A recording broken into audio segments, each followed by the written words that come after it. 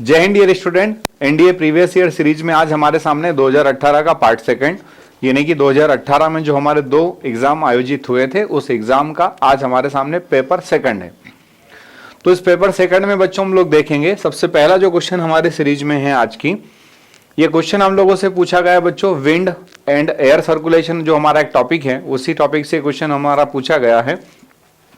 Statement और हम लोगों से असर्शन और रीजनिंग जो होता है कथन और निष्कर्ष जो होता है उसके फॉर्म में ये क्वेश्चन हम लोगों से पूछा जा रहा है। फर्स्ट जो हमारा स्टेटमेंट है, geostrophic wind blow above a height of 600 metre parallel to the isobars. पहला स्टेटमेंट हम लोग को दे रखा है कि भूविक्षेपी वायु समदाब रेखाओं के समानांतर 600 मीटर की ऊंचाई के ऊपर बहती है। और सेकंड स्टेटमेंट है भूविक्षेपी वायु वह क्षैतिज वायु वेग है जिसमें कोरिलिस बल क्षैतिज दाब बल का संतुलन करता है। सेकंड स्टेटमेंट है geostrophic wind is the horizontal wind velocity in which the Coriolis force balance the horizontal pressure force. तो पहले तो बच्चों मैं आपको बता देना चाहूंगा कि जियोस्ट्रॉपिक विंड क्या है, भूविक्षेपी पवन क्या है। तो आप लोगों ने देखा होगा यदि सरफेस पर कोई विंड चलेगा, यदि पृथ्वी की सतह पर यदि कोई विंड चल रहा होगा तो उस विंड की डायरेक्शन को और वेलोसिटी को कंट्रोल करने वाले तीन फोर्स होंगे। पहला, उस विंड जिस टोपोग्राफी पर जिस भूस्थल पर क्या कर रही होगी, ट्रांसफर हो रही होगी, हाई प्रेशर से लो प्रेशर की तरफ जा रही होगी, तो उस विंड पर लगने वाला एक फ्रिक्शनल फोर्स, मान लीजिए पर्वत से टकराएगी, पठार से टकराएगी, मैदान से टकराएगी तो उसके द्वारा लगने वाला घर्षण बल। दूसरा क्या होता है, एक जगह हाई प्रेशर है दूसरी जगह लो प्रेशर है तो प्रेशर डिफरेंस के कारण प्रेशर ग्रेडियंट फोर्स। कौन सा फोर्स? Pressure gradient force. और तीसरा हम लोग देख रहे हैं उस विंड पर लगने वाला कोरियोलिस फोर्स, है ना, जिसको हम फेरेल्स लॉ भी बोलते हैं। तो तीन बल मिलकर क्या करते हैं, उस विंड की डायरेक्शन को, विंड की वेलोसिटी को क्या करते हैं, डिटरमाइन करते हैं।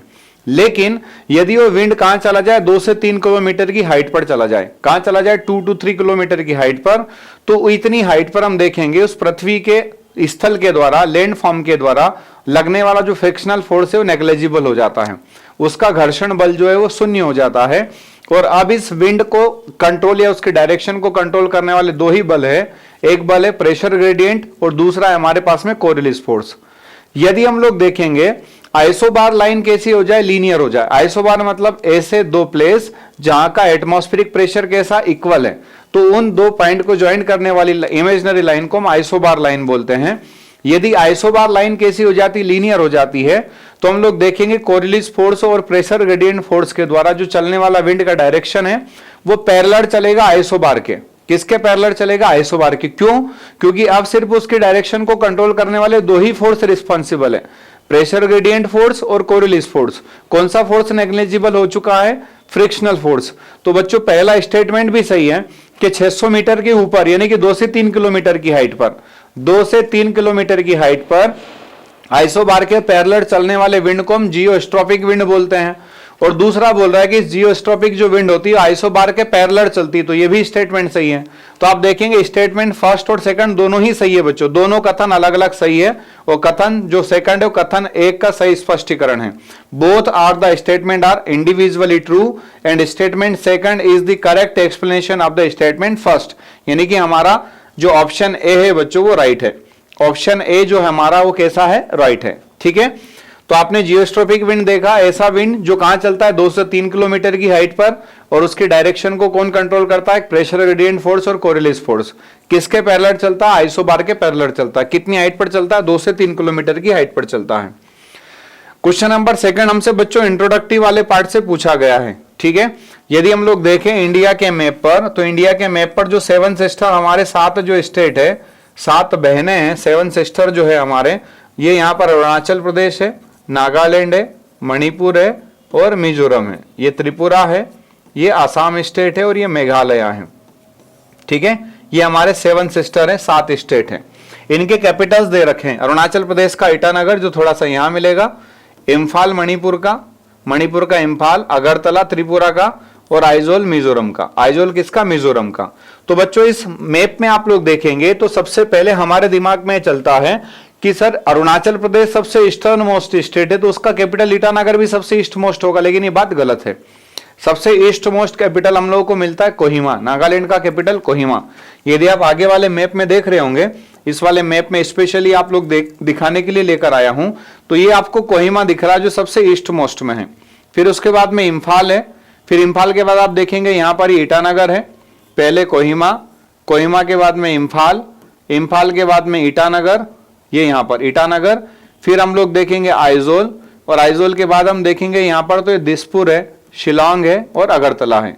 दिसपुर, फिर अगरतला और शिलोंग, ये इस तरह से ईस्ट टू वेस्ट हम लोगों को जाना है। ईस्ट टू कहां जाना है? वेस्ट। तो देखो सबसे पहले कौन आ रहा है, तो सबसे पहले आ रहा है इम्फाल, इम्फाल के बाद कौन आएगा? ईटानगर, कौन आएगा? ईटानगर। फिर ईटानगर के बाद हम लोग देखेंगे कौन आएगा? आइजोल, और आइजोल के बाद फिर कौन आएगा? अगरतला आएगा। यानी कि इम्फाल, इम्फाल के बाद ईटानगर, ईटानगर के बाद आइजोल और आइजोल के बाद अगरतला। तो यहां पर हम लोगों को सीक्वेंस देखना था कि सूर्योदय के समय के हिसाब से उपयुक्त स्थानों को सही कालानुक्रम निम्नलिखित में से कौन सा होगा?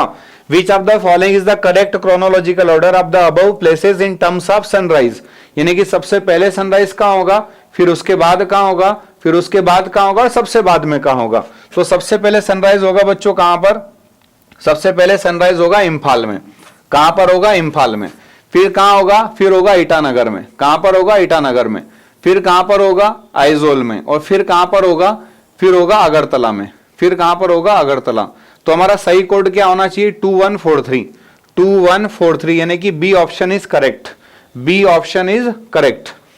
नेक्स्ट हम लोग देखिए क्वेश्चन नंबर 3 की तरफ पढ़े बच्चों।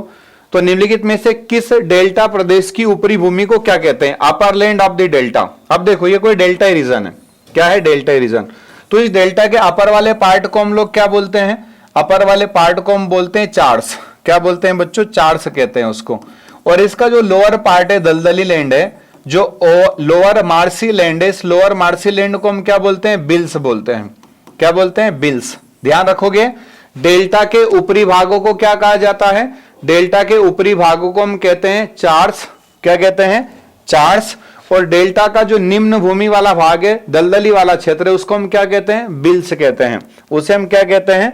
उसे हम बिल्स कहते हैं बच्चों। तो आपसे पूछा यहां पर which one of the following is known as the upland of delta region? Delta के अपलैंड रीजन को क्या कहेंगे? चार्स कहेंगे। डेल्टा के अपलैंड रीजन को चार्स कहा जाता है। नेक्स्ट क्वेश्चन की तरफ हम बढ़े तो नेशनल पार्क बायोस्फीयर रिजर्व से रिलेटेड हम लोगों को क्वेश्चन दिया गया है। भारत के निम्नलिखित वन्य जीव अभ्यारण्य पर विचार कीजिए। Consider the following wild life sanctuary of India, है ना। सबसे पहले दे रखा सीकरी देवी। क्या दे रखा है? सीकरी देवी। सबसे पहला हमारे सामने क्या है बच्चों? सीकरी देवी, जो कहां पर पड़ता है? हिमाचल प्रदेश में। ठीक है, हम लोगों को क्रोनोलॉजिकल ऑर्डर यहां पर देखना है, साउथ टू नॉर्थ। साउथ से कहां जाना है? नॉर्थ की तरफ जाना है। तो देखो ये हिमाचल प्रदेश स्टेट है और यहां पर हमें कौन मिल रहा है? सीकरी देवी। हिमाचल प्रदेश में सीकरी देवी। ठीक है, दूसरा हम लोग देखेंगे कर्नाटका स्टेट है, यहां पर है भद्रा। आपने तुंग और भद्रा नदी भी पढ़ी होगी जो कृष्णा की ट्रिब्यूटरी है। यहां पर ये उड़ीसा है, उड़ीसा में सिमलीपाल। उड़ीसा में कौन है? सिमलीपाल। और ये मध्य प्रदेश में है पचमढ़ी। मध्य प्रदेश में कौन है? पचमढ़ी है। ठीक है, तो देखिए सबसे पहले कौन है? सीकरी देवी, पचमढ़ी, सिमलीपाल और भद्रा। अब आप लोगों से पूछ रहा है दक्षिण से उत्तर की ओर इनकी स्थिति के अनुसार उपयुक्त वन्यजीव अभयारण्य को आप कमर से जमाना है। Which of the following is the correct order from above wildlife sanctuary in term of the location from south to north? ध्यान रखना, साउथ से कहां जाना? नॉर्थ की तरफ जाना है। यानी कि साउथ से कहां जाना है? नॉर्थ की तरफ जाना है। तो सबसे पहले कर्नाटका में भद्रा आ जाएगा। तो देखिए भद्रा कहां पर है? भद्रा 2 नंबर पर है। तो यदि हमारा ऑप्शन हम देखें तो अभी बी भी हो सकता है और सी भी हो सकता है। फिर देखो उड़ीसा में सिमलीपाल, तो सिमलीपाल का नंबर है 3। सिमलीपाल का नंबर है 3। फिर मणिपुर मध्य प्रदेश में पंचमढ़ी 4। और सबसे लास्ट में सीकरी देवी हिमाचल प्रदेश में। यानी कि हमारा कौन सा कोड सही है? कोड हमारा सी सही है। कौन सा कोड सही होगा? सी, 2341, 2341। नेक्स्ट क्वेश्चन की तरफ हम लोग बढ़े तो क्वेश्चन हम लोगों से पूछा है ना, atmosphere and its composition. Atmosphere and its composition. और दूसरा यहां पर पूछा जा रहा है हमारे जो एटमॉस्फेयर में हम लोग जो 5 लेयर पढ़ते हैं, उस 5 लेयर से रिलेटेड क्वेश्चन कहीं ना कहीं घुमा फिरा के हमसे पूछा है। तापमान के विषय में निम्नलिखित में से कौन सा कथन सही है? सही पूछ रहा है। विच of the following statement about temperature is correct. Temperature के बारे में इसमें से कौन सा स्टेटमेंट करेक्ट। पहला, समताप मंडल में तापमान ऊंचाई के साथ घटता है। स्ट्रेटोस्फीयर में हम लोग देखेंगे टेम्परेचर हाइट के साथ डिक्रीज हो रहा है। बात गलत है बच्चों, क्योंकि यहाँ ओजोन लेयर होती है, तो इस ओजोन लेयर की प्रेजेंस के कारण हाइट बढ़ने के साथ टेम्परेचर भी इंक्रीज होता है। हाइट बढ़ने के साथ टेम्परेचर इंक्रीज होता है। दूसरा, समताप मंडल में विभिन्न ऊंचाई पर तापमान नियत रहता है। समताप मंडल, समताप मतलब वो स्ट्रेटोस्फीयर नहीं है ना, नियत नहीं रहता है, कांस्टेंट नहीं रहता है, बदलता रहता है। ठीक है। फिर क्षोभ मंडल में तापमान 6.5 डिग्री सेल्सियस प्रति किलोमीटर की औसत दर से ऊंचाई के साथ बढ़ता है। ट्रोपोस्फीयर में हाइट जो जैसे जैसे हम हाइट पर जाएंगे तो हाइट पर जाने पर टेम्परेचर क्या होगा, 6.5 डिग्री सेल्सियस के साथ डिक्रीज होगा। क्या होगा, डिक्रीज होगा। तो क्या बोल रहा है, temperature increase with height in the troposphere at the average rate of 6.5 degree Celsius पर किलोमीटर। अब ये 6.5 डिग्री तो सही था, लेकिन ये क्या लिख रहा है, इंक्रीज लिख रहा है। क्या लिख रहा है, इंक्रीज। और कहां लिख रहा है, ट्रोपोस्फीयर में लिख रहा है, तो ये भी गलत है। और आगे देखो, क्षोभ मंडल में तापमान 6.4 डिग्री सेल्सियस प्रति किलोमीटर की औसत दर के साथ घटता है। तो बच्चों डी वाला ऑप्शन ही हमारा सही है। करेक्ट पूछ रहा है, कौन सा करेक्ट है। तो बेसिकली हम 6.5 डिग्री बताते हैं कि 6.5 डिग्री सेल्सियस टेम्परेचर क्या होता है, डिक्रीज होता है यदि हम 1 किलोमीटर की हाइट पर जाते हैं तो, है ना। लेकिन यहां पर इसने 6.4 लिखा है, तो कहने के हम देखेंगे बाकी 3 स्टेटमेंट हमारे रॉन्ग है, इसलिए 6.4 को हमें क्या करना पड़ेगा, यहां पर बच्चों राइट कंसीडर करना पड़ेगा। ठीक है। क्यों, क्योंकि पूछ रहा था कि कौन सा स्टेटमेंट करेक्ट है, तो बच्चों यही स्टेटमेंट करेक्ट है हमारा, डी। चलिए नेक्स्ट क्वेश्चन की तरफ हम बढ़े। महासागर की खड़ी काट में, खड़ी काट मतलब हम लोग क्या देख रहे हैं बच्चों, यहां पर वर्टिकल सेक्शन। कौन सा सेक्शन, वर्टिकल। ठीक है। महासागर की खड़ी काट में तीव्र लवणता परिवर्तन क्षेत्र के रूप में निम्नलिखित में से किसे जाना जाता है। ठीक है। एक तो हम देख रहे हैं थर्मोक्लाइन टेम्परेचर डिफरेंस, दूसरा देख रहे हैं हेलोक्लाइन। यही है बच्चों। यदि हम देखेंगे जैसे जैसे वर्टिकली हम लोग डेप्थ में जाएंगे और सडनली क्या होगा, सैलिनिटी में चेंजेस होगा। सडन क्या होगा, सैलिनिटी में चेंजेस होगा, लवणता में परिवर्तन होगा, तो उसे हम किस नाम से जानते हैं, हेलोक्लाइन के नाम से, है ना। फोटिक जोन तो वो होता है जहां तक सनलाइट पहुंचता है, उसको हम क्या बोलते हैं, फोटिक जोन बोलते हैं बच्चों। क्या कहते हैं उसको, फोटिक जोन। तो राइट आंसर हमारा 77 का क्या हो गया, बी, हेलोक्लाइन। खड़ी काट में तीव्र लवणता परिवर्तन क्षेत्र के रूप में निम्नलिखित में से किसको जाना जाता है, हेलोक्लाइन को जाना जाता है। ठीक है। और यदि वर्टिकल होता तो उसको हम क्या बोलते हैं, उसको हम बोलते हैं पिग्नोक्लाइन। चलिए नेक्स्ट, आगे आप लोगों से नदी के किनारे बसे हुए शहर पूछे जा रहे हैं। कौन सा शहर किस नदी के किनारे बसा हुआ है। तो सबसे पहले हम लोग देखेंगे भागीरथी नदी है, इस भागीरथी नदी के किनारे बसा हुआ है उत्तरकाशी। उत्तरकाशी किस नदी के किनारे, भागीरथी नदी के किनारे। अलकनंदा नदी के किनारे कौन है, पौड़ी। कौन है, पौड़ी। फिर नायर किस नदी के किनारे, तो हम लोग देखेंगे नायर जो नदी है, इस नायर नदी के किनारे लैंसडाउन है, और गंगा नदी के किनारे नरेंद्र नगर है। गंगा नदी के किनारे नरेंद्र नगर।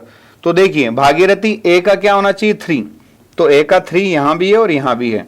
दूसरा अलकनंदा पौड़ी, अलकनंदा पौड़ी, उत्तरकाशी भागीरथी, पौड़ी किसके किनारे, अलकनंदा। तो पौड़ी अलकनंदा यानी कि बी का क्या होना चाहिए, 4, तो बी का 4। नयार किस नदी के, लैंसडाउन, सी का 1, और गंगा नरेंद्र नगर, है ना, डी का 2। तो हमारा राइट जो हमारा सीक्वेंस है बच्चों क्या है, बी है। राइट सीक्वेंस क्या हो जाएगा, बी, 3 4 1 2, 3 4 1 2। यानी कि आप देख रहे होंगे हर एग्जाम के पेपर में, हर आपके पेपर में बच्चों आपको एक क्वेश्चन जरूर मिल रहा होगा, या तो नदी के किनारे बसे हुए शहर, या मल्टीपर्पज प्रोजेक्ट, या रिवर का origin point, drain point, tributaries river, या फिर उन रिवर के लेंथ वगैरह से रिलेटेड क्वेश्चन हम लोगों को, या ड्रेनेज पैटर्न या ड्रेनेज सिस्टम से रिलेटेड क्वेश्चन हम लोगों को मिल रहा है बच्चों। अगला क्वेश्चन हम लोग देख रहे हैं, यहां पर हम लोगों से विंड से रिलेटेड क्वेश्चन पूछा जा रहा है, विंड। ठीक है। क्या पूछेगा, मैच करना है आपको लोकल विंड को, कहां पर चलता है वो लोकल विंड कहां चलेगा बच्चों। तो देखो सबसे पहले हम लोग देखें योमा, तो हम योमा या यामा से याद रख लेंगे ना, फ्यूजी यामा, वहां पर एक ज्वालामुखी भी है। फ्यूजी यामा क्या है, वहां पर ज्वालामुखी, यामा वहां की कंपनी भी है, तो उसी से याद कर लिया हमने योमा। तो योमा कहां चलती है, जापान में चलती है। ब्लैक रोलर, तो रोलर कहां चलता है, रोलर प्लेन में चलता है। कहां के प्लेन में, उत्तरी अमेरिका के प्लेन में। उत्तरी अमेरिका के मैदानी क्षेत्र में क्या चलती है, ब्लैक रोलर चलती है। फिर बाइज कहां चलती है, तो बाइज चलती है फ्रांस में। बाइज कहां चलती है, फ्रांस। और हबूब, ये हबूब चलता है सूडान में, हबूब सूडान। तो देखो ए का क्या होना चाहिए 3, तो ए का होना चाहिए 3, यानी कि सी भी हो सकता है डी भी हो सकता है। फिर देखिए बी का होना चाहिए 4, बी का 4 है ना, सी का होना चाहिए हमारा 2, सी का 2 और डी का 1, डी का 1। तो हमारा जो सही कोड मिल रहा है हमें सी ऑप्शन में मिल रहा है। तो राइट आंसर क्या हो जाएगा बच्चों हमारा सी, राइट आंसर क्या हो जाएगा सी। ठीक है, तो आप लोग देख रहे हो पिछले 3 या 4 वीडियो में आप लोगों को लोकल विंड से रिलेटेड क्वेश्चन भी जरूर मिल रहा होगा। अगला हम देखें नदी द्वीप है एक, जो कैसा है, डिपोजनल आइलैंड है, माजुली। आसाम स्टेट जो है हमारे इंडिया का, उस आसाम स्टेट में कौन सा द्वीप है, माजुली द्वीप है। और ये जो माजुली द्वीप है इसको किसने बनाया, ब्रह्मपुत्र नदी ने बनाया। किसने बनाया, ब्रह्मपुत्र नदी ने। और ये किस प्रकार का द्वीप है, डिपोजनल है, निक्षेप मूलक द्वीप है। और दूसरी इसकी विशेषता है कि वर्ल्ड का सबसे लार्जेस्ट रिवर आइलैंड है, विश्व का सबसे बड़ा नदी द्वीप है। तो इसको किस नदी ने बनाया, ब्रह्मपुत्र नदी ने बनाया। किसने बनाया, ब्रह्मपुत्र नदी ने, है ना। माजुली द्वीप जो आसाम राज्य में है, किस राज्य में स्थित है, असम राज्य में। और किस नदी के द्वारा बनाया गया, ब्रह्मपुत्र नदी के द्वारा बनाया गया। और ये किस प्रकार का द्वीप है, डिपोजनल आइलैंड, निक्षेप मूलक द्वीप है, जो बना है रिवर के द्वारा लाए गए सेडिमेंट्स के डिपोजिशन से, रिवर के द्वारा लाए गए सेडिमेंट्स के डिपोजिशन से बना है। ठीक है, नेक्स्ट क्वेश्चन हम लोग देखें, जनगणना 2011 के अनुसार निम्नलिखित में से किस भारतीय राज्य की जनसंख्या की वृद्धि नकारात्मक दर्ज की गई, negative population growth. Which one of the following Indian state has recorded negative growth of the population as per census 2011।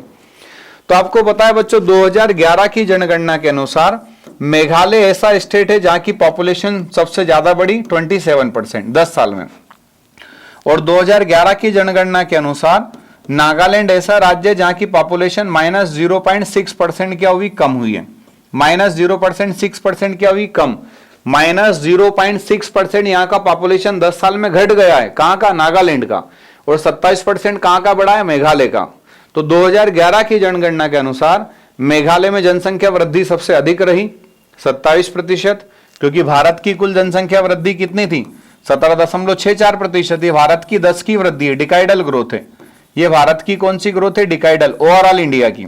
और मेघालय की हम 10 साल की देख रहे तो 27% है। और 2011 में मिनिमम देख रहे तो -0.6% नागालैंड की। तो मिनिमम पॉपुलेशन ग्रोथ है और ये मैक्सिमम पॉपुलेशन ग्रोथ है। मैक्सिमम पॉपुलेशन ग्रोथ मेघालय और मिनिमम पॉपुलेशन ग्रोथ नागालैंड। और ओवरऑल पॉपुलेशन ग्रोथ हमारा कितना है, 17.64% है। कब से कब तक का, 2001 से लेके 2011 तक का। और यदि 1991 से लेके 2001 तक की बात करेंगे तो इस डिकेड में, इस दशक में हमारी पॉपुलेशन ग्रोथ थी 21%। कितनी थी, 21। यानी कि भारत की जनसंख्या पिछले दशक से बढ़ी तो है लेकिन कम बढ़ी है। पहले 21% की ग्रोथ थी, अब हमारे पास 17.64% का ग्रोथ है।